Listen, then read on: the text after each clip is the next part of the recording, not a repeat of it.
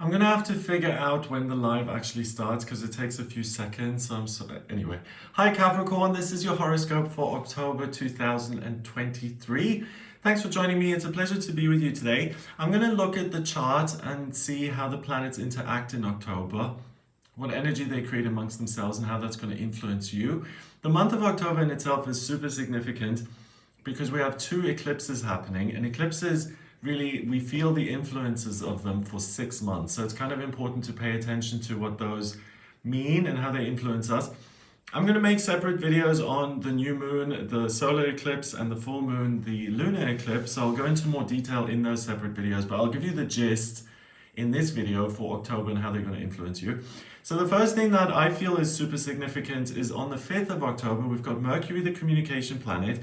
It goes into Libra. So Mercury in Libra is very much about connecting. And if you look at the glyph of Libra, it's a bridge with a bump in it. So Mercury in Libra is able to communicate in such a way that any kind of objections are overcome or contradictions are resolved, and there's this kumbaya moment of coming together and finding a common ground, common resolution. And what's also interesting is that at the beginning of the month here, Capricorn, you've got the Sun in Libra, you're transiting midheaven in Libra, Mars in Libra, and your South Node in Libra. So all of those, Mercury in Libra is communication, the Sun is your identity, what you're striving towards, the transiting midheaven is your work, Mars, drive, ambition, power, and the South Node, what I'm certain about. All of those at the beginning of the month here sit in Libra in your 10th house of career.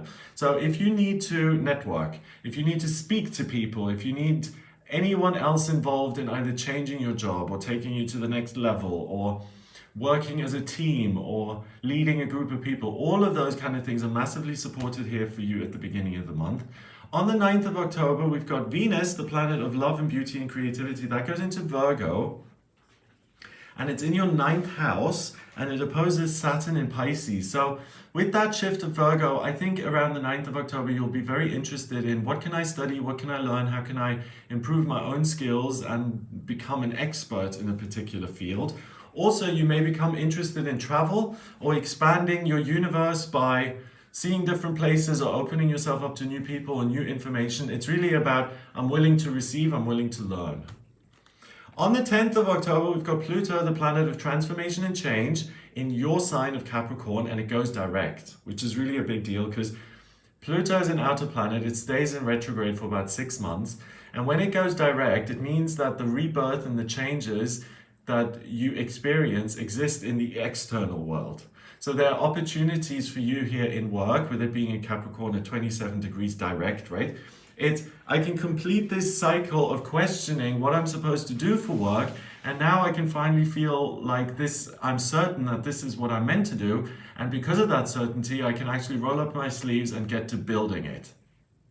So it's like, click, something falls into place, I understand what I'm meant to be doing, and I'm now actually going to do it. If that involves other people, great, because I get on so well with other people. I can delegate, I can get people to do things that I need done. Perfect.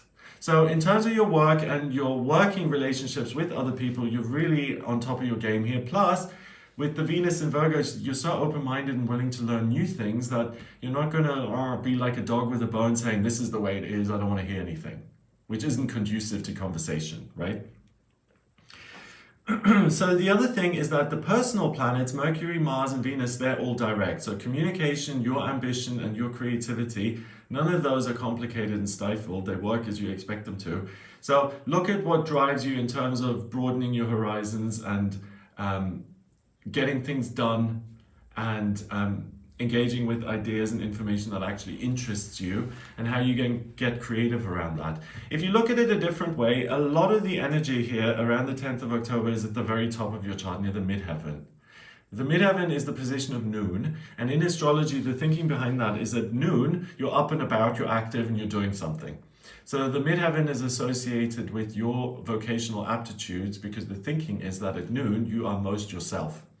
All of the planets here surround this midheaven, so the major focus in the first 10 days of the month, I feel, is your career and what you can learn to expand your career. On the 12th of October, we've got Mars going into Scorpio. So you may get into it with a friend of yours or with someone you're in a relationship with. There might be a power struggle occurring. Who is in charge here? Why isn't this person doing what I want? Why are they expecting me to do what they want? So that can cause some friction, so watch out for that. On the 14th of October, we have the new moon in Libra, and that's interrupted by this solar annular eclipse. So what happens is we've got the sun here, the earth there, the moon is in the middle. From our perspective of earth, the moon moves in front of the sun and blocks it out. But the thing is, the perspective is such that the moon is going to be in front of the sun, but it doesn't cover the whole thing. It leaves a ring of fire. So the new moon is when the moon goes pitch black and it kind of refuels itself. So it's pulling all this Libra energy in. In your case, Capricorn, it's in your 10th house of career. So any connection that needs to be made in order for you to progress and thrive in your work is going to be really easy. And because this is a new moon that's interrupted by an eclipse, you're going to have access to that energy for the next 6 months. So any Capricorns who want to build their own business or expand their existing business, or who want to join a new company or change careers or go back to school or find an alternative, this is your month to make those changes.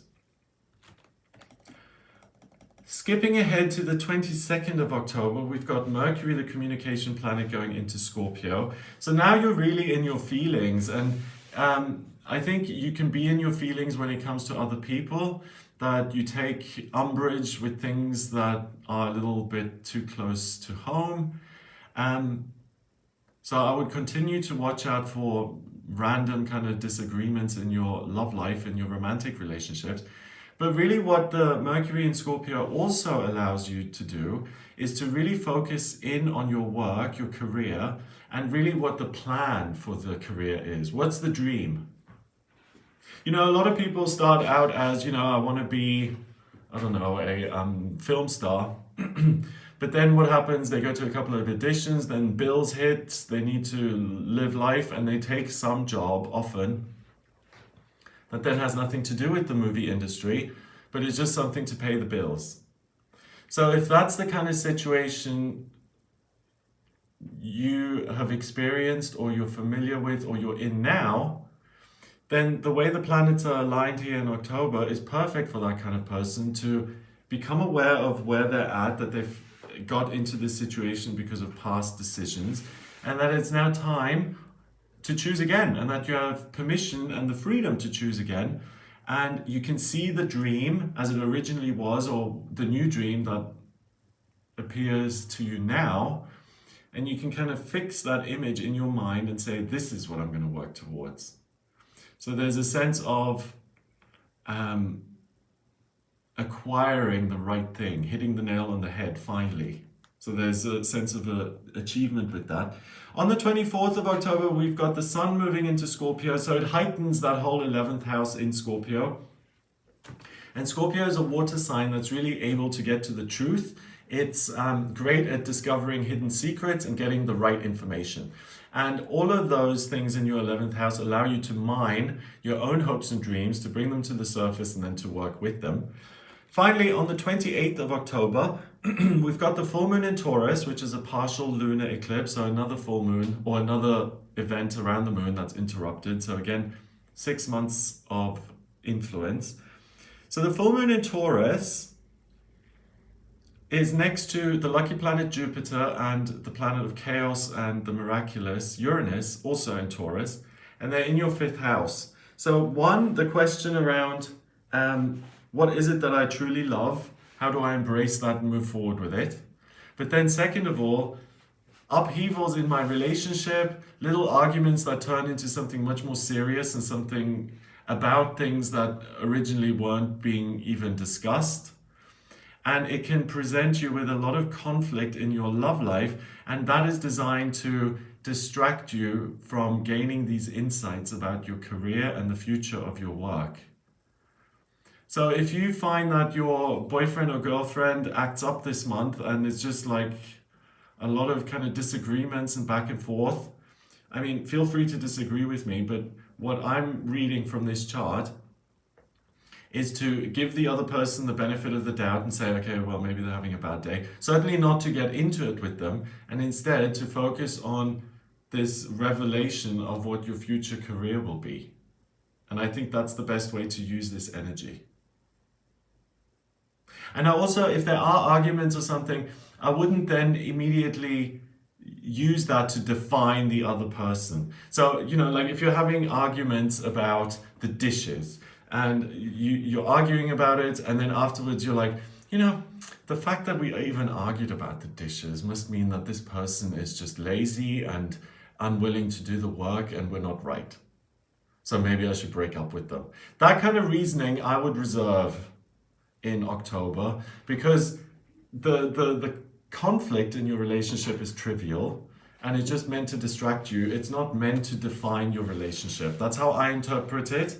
Please let me know in the comments how you see that, but I feel that it's important not to assign blame or to take one action and to make that indicative of who the entire person is. You know? So don't be judgmental, basically, I guess. So that's what I get for you here in October. I hope you have a fabulous time. If you would like a personal reading with me, please get in touch via my website. It's gregoryscott.com. On the front page, click on book your reading to audio reading with me. And to draw up your birth chart, I need your place of birth, date of birth, and time of birth. If you don't have the time of birth, then order a chart rectification with me, please. That's a process where I work out your time of birth. And then I analyze your chart and I can answer any questions around life purpose or relationships or personal development, travel, education, anything at all. So if you would like me to answer some of those questions, please do get in touch for a personal reading. Check out some of my other videos. Have a fabulous month and I'll speak to you soon.